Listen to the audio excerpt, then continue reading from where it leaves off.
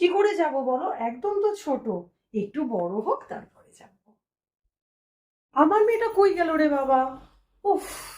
ও, এই তো চলে এসেছিস তুই। তোকে কতবার না বলেছি যে তুই একদম একা একা আসবি না, সব বন্ধুদের সাথে আসবি। উফ, বাইরে তো বৃষ্টি পড়ছে, একটা রিয়ার মাকে ফোন করি তো।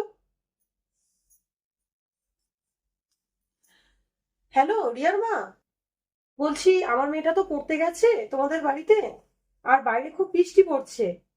যতক্ষণ না ওর বাবা যাচ্ছে আমার মেয়েটাকে ছেড়ো না কিন্তু, হ্যাঁ? এই বাবু, ওঠ।